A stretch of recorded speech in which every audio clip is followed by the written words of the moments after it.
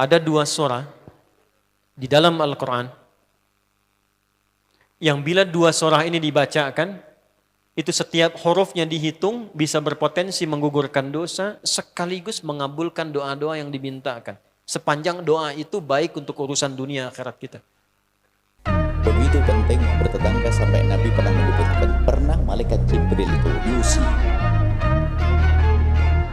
Kita ini sebagai pendosa, jangan sok-sokan.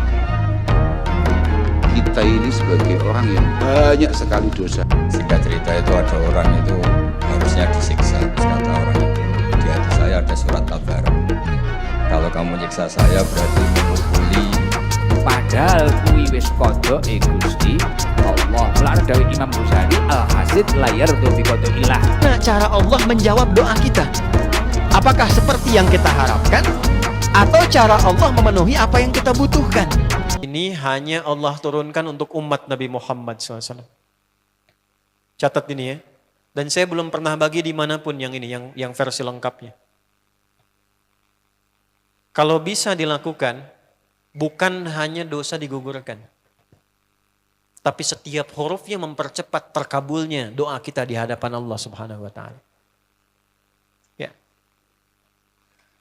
Ada dua surah di dalam Al-Quran yang bila dua surah ini dibacakan, itu setiap hurufnya dihitung bisa berpotensi menggugurkan dosa sekaligus mengabulkan doa-doa yang dimintakan. Sepanjang doa itu baik untuk urusan dunia akhirat kita. Kalau salah satu kurang baik diperbaiki oleh Allah. Misal dunia baik tapi akhirat tidak, maka diperbaiki oleh Allah kepada yang lebih baik. Surat pertama Al-Fatihah, surah kedua Al-Baqarah. Ya. Sebelum doa baca tuh Al-Fatihah sama Al-Baqarah. Tapi Al-Baqarahnya tidak dari ayat yang pertama. Kepanjangan. Cukupkan di ayat 285 sampai ayat 286, dua ayat terakhir. Hadisnya sahih. Kalau mau dikuatkan biasanya banyak ulama memasukkan ayat 284. Ada yang sudah masuk ke dalam Ka'bah di sini? Ini informasi saja. Dan tiga ayat ini, Al-Baqarah 284, 285, 286, itu ayat yang dituliskan di dinding Ka'bah. Itu yang saat berhala dikeluarkan, gambar-gambar dihapus, itu ya, syair-syair diganti dengan ayat Quran, sehingga jadi kain kiswah Ka'bah di luar. Itu ada sejarahnya. Yang di dalam pun dihiasi dengan hiasan ayat Al-Quran. Di antara yang dituliskan itu Al-Baqarah ayat 284, 285, 286. Intinya di 285 dan 286-nya. Tadi rakaat pertama yang saya bacakan dalam salat Isya. Hadisnya sahih. Itu spesial malaikat Jibril turun kepada Nabi Muhammad SAW mengabarkan kabar gembira siapa yang membiasakan membaca Al-Fatihah. Ya, kemudian dua ayat terakhir di Al-Baqarah dari amanar rasulu sampai fansurna 'alal qaumil kafirin. Tidaklah dia membacakan itu kecuali setiap hurufnya dijaminkan mengabulkan doa-doa yang dia mohonkan sepanjang benar doanya dan tidak diselimuti maksiat. Ini maaf ya. Ini saya minta maaf dulu nih. Kalaupun Anda benar doanya khusyuk sampai nangis, tapi ada selimut maksiat dalam permohonan doa itu pengabulannya mental lagi. Hadisnya sahih. Thumma dzakara rajula يطيل السفر أشعث أغبر يمد يديه إلى السماء فيقول يا رب فقال رسول الله صلى الله عليه وسلم أن يستجاب لذلك فمطعمه حرام مشربه حرام ملبسه حرام وغذي بحرام فأن يستجاب لذلك رواه مسلم. Nabi mengisahkan seorang lelaki menempuh perjalanan jauh. Awas, menempuh perjalanan panjang untuk ketaatan, itu mempercepat doa dikabulkan 2 kali lipat dibanding orang biasa. Makanya kalau ada orang mau ke Mekah umrah, mau haji, titip doa.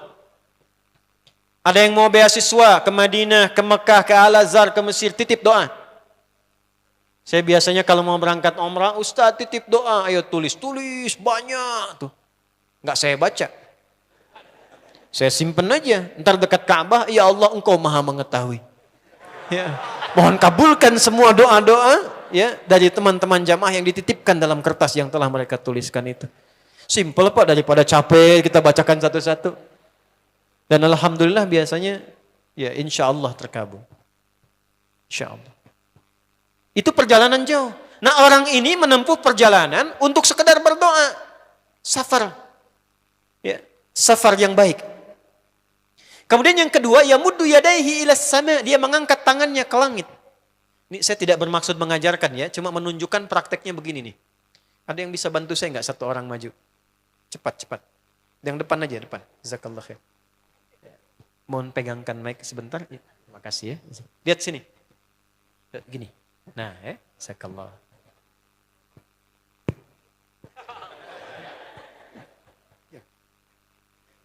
Nah, gini ya.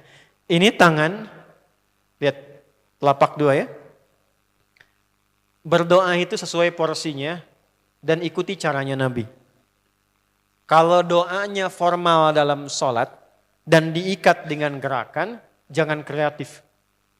Ikuti seperti Nabi yang contohkan. Misal dalam sholat, shollu kama ra'aitumuni usolli. Sholatlah seperti kalian melihat aku sholat. Nanti ada 3 posisi atau sampai 4 posisi dalam sholat yang mempercepat terkabulnya doa.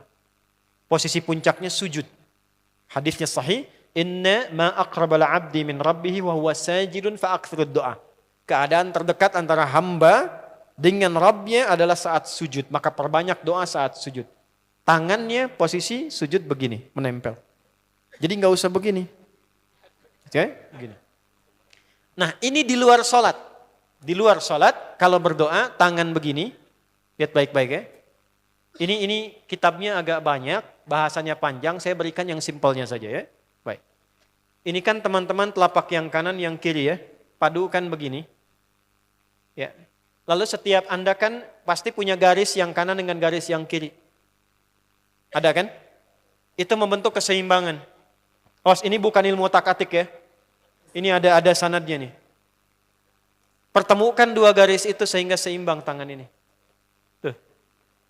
Ini masalah sederhana tapi poinnya penting sekali. Sudah? Cara yang pertama begini. Ini di luar sholat dan bukan dalam posisi saat istisqa, saat minta hujan. Begini. Sudah? Pertemukan. Lalu letakkan sejajar dengan dada di sini. Ya. Jadi kalau dada itu, ini posisinya. Ini nahar di sini. Ini ada rongga dari bagian atas dengan perut, ada rongga kosong. Nah ini yang disebut dengan sodrun di sini. Ya, kalau kita meletakkan telapak tangan saat sholat begini, letaknya di sini. Yang ini perut, yang ini nahar. Doa itu di sini. Jelas? Semakin kita memohon dengan lebih sangat, naikkan sedikit begini. Sudah? Kalau istisqa, minta hujan, agak lebih tinggi ke atas. Nah ini cara mengangkat yang standar di sini untuk memohon. Jelas? Oke, jazakallah khair. Nah ini orang ini dia mengangkat tangannya. Jadi melakukan perjalanan jauh, mengangkat tangannya, ya muddu yadaihi ilas sama. Orang yang berdoa dengan mengangkat tangan itu dijawab doanya oleh Allah lewat keterangan Nabi SAW. Itu bisa kama qala 2 kali lebih cepat dibandingkan dengan orang yang tidak mengangkat tangan saat berdoa. Jadi Anda cuma sekedar doa dengan mengangkat begini, itu lebih cepat potensi dijawabnya dengan mengangkat doa. Ada seorang bertanya pada Nabi SAW, hadis sahih, ya Rasulullah, bagaimana pendapatmu dengan seseorang yang meminta kepada Allah dengan mengangkat tangan atau kama qala? Lalu Nabi mengonfirmasi, bertanya balik, bagaimana kalau ada seseorang memohon kepada Anda dengan mengangkat tangannya? Pak, tolong Pak, tolong Pak, tolong. Gitu kan? Di depan rumah Anda, 1 jam begitu Pak, tolong Pak. Kira-kira Anda beri atau tidak? Beri. Minimal kalau Anda nggak punya kemampuan, Anda referensikan atau beri sesuai kemampuan Anda kan? Angkat tangannya. Dia jawab, saya malu kalau nggak ngasih. Apa kata Nabi? Innallaha hayyun karimun. Allah itu lebih punya sifat peka untuk merasakan malu pada hambanya kalau dia tidak memberi ketika hambanya mengangkat kedua tangannya. Nah nanti ada beda-beda posisi saat khatib Jumat misalnya 1 begini untuk khatib. Makmum mengangkat 2 tangan. Yang ketiga dia mengatakan ya Rabb, Asmaul Husna. Doa yang dibuka dengan al-asma'ul husna itu dijawab 2 kali lebih cepat dibandingkan dengan doa yang langsung dimohonkan kepada Allah. Itu perintah. Tahu Nabi Zakaria? Nabi Zakaria apa ujiannya? Diuji oleh Allah, hidup demikian lama sampai rambut memutih, fisiknya letih, istrinya divonis secara medis, maaf, monofos dan mandul. Kata medis gak mungkin punya keturunan. Maka beliau berdoa kepada Allah dan dalam doanya dimulai dengan al-asma'ul husna. Sebelum sampai ke doa itu di Ali Imran ayat 38 sampai 39, buka dulu Quran surah 17 Al-Isra ayat 110. Ini perintah langsung dari Allah. Qulidullah awid'ur rahman ayyamma tad'u falahul asma'ul husna. Quran surah ke-7 ayat 180. Walillahil asma'ul husna fad'uhu biha. Fad'u biha. Qulid Allah, kalau engkau punya masalah hambaku, dan tidak ada di dunia ini yang tidak punya masalah. Quran surah kedua ayat 155. Wala nabluwannakum bisyai'. Setiap yang hidup itu, aku pasti akan uji dengan masalah. Itu kata Allah. Jangan disimpan sampai di situ, teruskan. Bukan untuk membebani hambaku dengan masalah, tapi untuk menaikkan kualitas hidupnya sehingga menjadi lebih baik.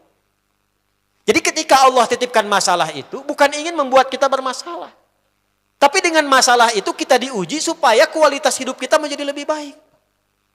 Ini Anda yang kuliah di UPI di sini, ada ujian nggak? Untuk apa ujian itu diadakan? Supaya bisa melihat kualitas peningkatan ilmu Anda dari masuk sampai naik tingkat. Kalau nggak ada ujian nggak kelihatan kualitasnya bertambah. Logikanya begitu. Dan tidak mungkin Allah menguji seorang hamba di luar batas kemampuannya. La yukallifullahu nafsan illa. Jadi nggak ada orang yang hidup yang tidak punya masalah. Karena rumusnya mengatakan hidup berbanding lurus dengan masalah. Yang hidup pasti punya masalah. Yang tidak ingin punya masalah, tidak ingin hidup. Karena orang yang tidak hidup, yang hilang masalahnya, selesai hidupnya. Baik. Siapa yang tidak ingin punya masalah? Angkat tangan. Baik. Siapa yang ingin punya masalah? Alhamdulillah. Baik. Yang lain wallahu a'lam. Nah, kulit Allah kalau sedang diuji masalah, kan yang ngasih siapa? Yang nitipkan siapa? Yang punya solusinya siapa? Kalau Anda tahu yang punya solusinya Allah, kenapa curhatnya bukan kepada Allah? Kan sudah dicontohkan di Quran, kalau punya masalah curhatin ke Allah. Quran surah 12 ayat 86, sejak era Nabi Yakub. Masalah di rumah tangga, anak bermasalah curhatnya pada siapa? Allah. Innama ashku bathi wa huzni ilallah. Aku tuh kalau punya masalah, sesedih apapun, curhatnya Allah. Bentangkan sajadahmu. Curhatkan dalam sujudmu, tingkatkan takwamu. Wa may yattaqillaha yaj'al lahu makhraja. Quran surah 65 di akhir ayat yang kedua. Bentangkan sajadahmu, curhatkan, habiskan dalam sujudmu, keluarkan tangismu. Sehingga bebannya jadi ringan. Walaupun solusi belum datang, hatinya sudah tenang. Yang diperintahkan panjangkan sajadahmu, bukan panjangkan statusmu. Kita sudah tahu ayatnya, paham ketentuannya, tapi kenapa prakteknya ditumpahkan di Instagram, di Facebook, bikin vlog di YouTube, hanya untuk curhat saja. Dan ironinya dalam hal yang demikian tahu yang menyelesaikan Allah. Sekarang tambah bonus, aminkan ya. Yang mengaminkan doa ini mudah-mudahan dihilangkan masalahnya. Puguma mana nanti bermasalah keneh di dia. Itu gimana kumaha tuh teh? Paham? Curhatkan sama Allah. Nah, bagaimana mintanya? Sebut namanya ya Allah. Awidur Rahman. Kalau kita ingin minta lebih cepat, minta dengan kelembutan Ar-Rahman. Rahman itu bisa disebut namanya ya Rahman, bisa cari cara mintanya yang paling lembut, yang menyentuh. Allah senang dengan kalimat yang menyentuh. Misal ya. Kembali ke Nabi Zakaria tadi. Al-Quran surah 3 ayat 38. Hunalika da'a Zakaria rabbah. Qala rabbi habli min ladunka dzurriyyatan thayyibah. Innaka sami'ud du'a. Ya Allah, hamba-hambamu itu telah menghukumi aku dan istriku tak akan mungkin punya keturunan. Sedangkan engkau yang maha pemberi tanpa punya batasan. Mereka mengatakan istriku punya keterbatasan.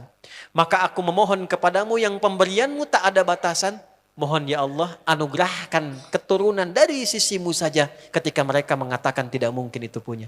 Sungguh engkau yang maha mendengar doaku ya Allah. Perhatikan, kalau kepada yang maha mendengar saja tidak terkabulkan, mohon tunjukkan kepadaku saat ini dengan cara apa lagi dan kepada siapa lagi aku mesti memohon. Itu dalam banget. Ya Allah, engkau perintahkan aku berikhtiar mencari kerja, aku lakukan. Engkau perintahkan mengeluarkan keringatku dengan cara yang halal, aku kerjakan ya Allah. Engkau perintahkan aku jauhi yang engkau larang, aku lakukan ya Allah. Sekarang aku telah berikhtiar dari sejak keluar, aku telah menunaikan sholat subuh seperti yang engkau maha mengetahuinya. Dan menjelang malam aku mengadukan bahkan di rumahmu ya Allah hanya untuk sesuap nasi bagi istri dan anakku dari yang halal itu. Aku telah melakukan apa yang engkau perintahkan, aku hanya memohon apa yang telah engkau janjikan. Kalau dengan semua ikhtiar yang aku kerjakan sampai detik aku bersujud di hadapanmu di rumahmu ini belum kau kabulkan, mohon tunjukkan kepadaku di malam ini ya Allah dengan cara apa lagi mesti aku memohon kepadamu. Minta. Pernah enggak begitu mintanya? Itu Rahman.